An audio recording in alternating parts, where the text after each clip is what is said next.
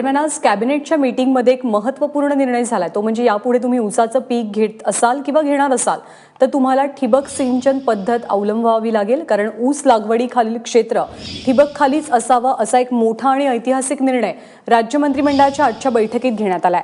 राज्य सरकार ठिबक सिंचनासाठी 25% अनुदान देणार आहे। पाण्याची बचत व्हावी यासाठी राज्य सरकारने हा निर्णय घेतलाय। यासाठी अंदाजे 300 कोटी रुपयांची विशेष तरतूद सुद्धा राज्य सरकारच्या वतीने केली जाणार आहे।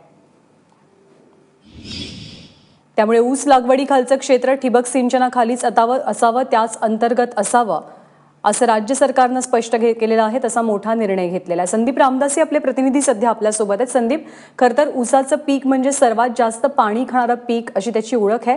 या निर्णयामुळे म्हणजे ठिबक कंपल्सरी केल्यामुळे किती मोठा फायदा होऊ शकतो, किती मोठा बदल घडू शकतो? आता असं म्हणलं जातं की ऊसाखाली जे क्षेत्र आहे ते फक्त 4% आहे महाराष्ट्राच्या एकूण लागवड खालील क्षेत्रापैकी, पण जे पाणी लागतं, सिंचन जे लागतं ते जवळपास 70% पाणी हे फक्त या पिकाला लागतं।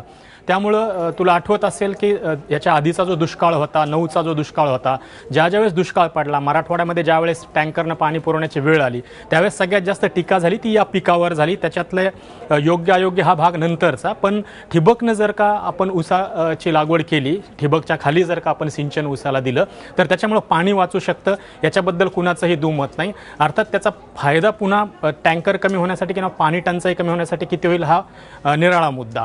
पण जर का ठिबक वापरलं तर त्याच्यामुळं पाणी पण वाचणार आहे, कदाचित वीज पण वाचेल आणि ऊसाची उत्पादकता पण वाढू शकते।